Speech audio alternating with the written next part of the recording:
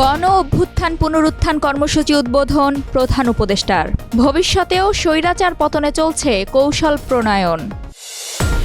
জুলাই অভ্যুত্থানের বর্ষপূর্তিতে বিএনপির সভায় খালেদা জিয়া। রংপুরে শুরু এনসিপির পদযাত্রা।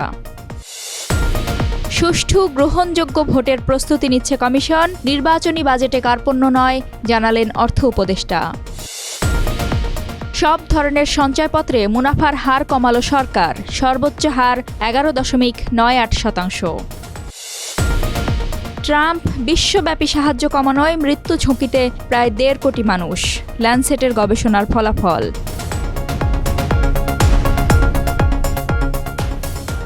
সবাইকে আমন্ত্রণ টিবিএস নিউজ অব দ্য ডেতে। সঙ্গে আছি আমি রুকাইয়া জহির। এতক্ষণ শুনছিলেন শিরোনাম, এবারে বিস্তারিত। জুলাই গণ অভ্যুত্থান পুনরুত্থান কর্মসূচির উদ্বোধন করেছেন প্রধান উপদেষ্টা অধ্যাপক মোহাম্মদ ইউনূস। মঙ্গলবার 1 জুলাই উপদেষ্টার কার্যালয়ে আয়োজিত এক অনুষ্ঠানে মাসব্যাপী এই কর্মসূচির উদ্বোধন করেন তিনি। ডক্টর ইউনূস জানান, যে লক্ষ্য নিয়ে তরুণ ছাত্র জনতা, রিকশা চালক, শ্রমিকেরা শহীদ হয়েছেন, আহত হয়েছেন, সেই লক্ষ্যকে সামনে রেখে এই অনুষ্ঠানমালার মাধ্যমে জুলাই আগস্ট মাস জুড়ে তারা গত বছরের প্রতিটি দিনকে আবারও পুনরুজ্জীবিত করবে। এই অনুষ্ঠানমালার মাধ্যমে সেই লক্ষ্য বাস্তবায়নে আবার নতুন করে শপথ নেবে এবং এটা প্রতি বছর করা হবে, যাতে স্বৈরাচার আর যেন মাথাচাড়া দিতে না পারে। প্রধান উপদেষ্টা তার ভাষণে জুলাই গণ অভ্যুত্থানে অংশগ্রহণকারী প্রত্যেককে গভীর শ্রদ্ধার সঙ্গে স্মরণ করেন। সেই সঙ্গে জুলাইকে ঐক্যের মাসে পরিণত করার আহ্বান জানান তিনি। জুলাই অভ্যুত্থানের প্রথম বর্ষপূর্তিতে বিএনপির বিশেষ আলোচনা সভায় ভার্চুয়ালি যোগ দিয়েছেন চেয়ারপারসন খালেদা জিয়া। গুলশানের বাসভবন ফিরোজা থেকে ওই সভায় প্রধান অতিথি হিসেবে যুক্ত হন তিনি। মঙ্গলবার 1 জুলাই বিকেলে রাজধানীর বাংলাদেশ চীন মৈত্রী সম্মেলন কেন্দ্রে এই আলোচনা সভা শুরু হয়। এতে বিভিন্ন রাজনৈতিক দলের নেতৃবৃন্দ ও পেশাজীবীরা অংশগ্রহণ করেন।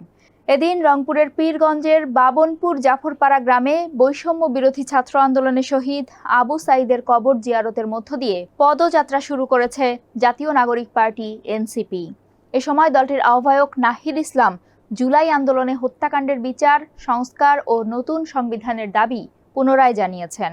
জুলাই গণ অভ্যুত্থানের বিচার এখনও সম্পন্ন না হওয়ায় হতাশাও ব্যক্ত করেন তিনি।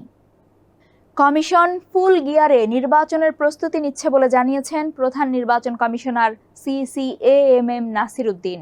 মঙ্গলবার 1 জুলাই রাজধানীর আগারগাঁওয়ে অবস্থিত নির্বাচন ভবনের নিজ কার্যালয়ে সাংবাদিকদের সঙ্গে আলাপকালে এই কথা বলেন তিনি। এ সময় তিনি জানান, কিছুদিন আগে তিনি প্রধান উপদেষ্টা ডক্টর ইউনূসের সঙ্গে সৌজন্য সাক্ষাৎ করেছেন।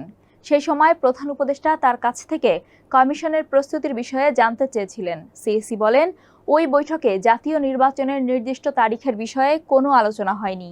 এদিন সচিবালয়ে সরকারি ক্রয় সংক্রান্ত উপদেষ্টা পরিষদ কমিটির বৈঠক শেষে অর্থ উপদেষ্টা ডক্টর সালেহ উদ্দিন আহমেদ নির্বাচনী বাজেট নিয়ে কথা বলেন।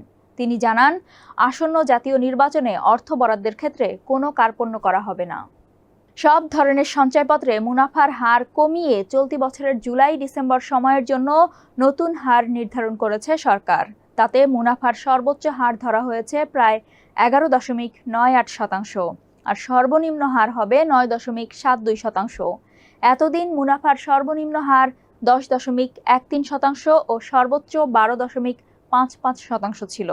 অবশ্য wage earner development bond, US dollar premium bond, US dollar investment bond ও ডাকঘর সঞ্চয় ব্যাংক সাধারণ হিসাব, এই 4 ধরনের স্কিমে বিদ্যমান মুনাফার হার বহাল থাকবে।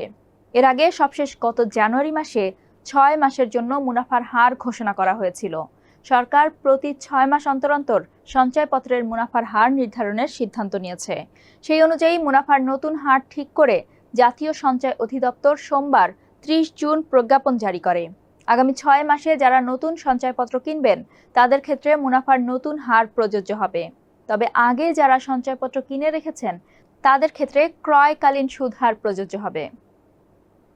US agency for international development ইউএসএইডের ব্যাপক তহবিল হ্রাস ও সংস্থাটিকে ভেঙে দেওয়ার সম্ভাবনায় বিশ্বব্যাপী অতিরিক্ত 1,40,00,000-এরও বেশি মানুষ মৃত্যু ঝুঁকিতে পড়তে পারে বলে এক গবেষণা ফলাফলে বলা হয়েছে। এই গবেষণা ফলাফল সোমবার 30 জুন ল্যান্সেট মেডিকেল জার্নালে প্রকাশিত হয়েছে বলে জানিয়েছে রয়টার্স।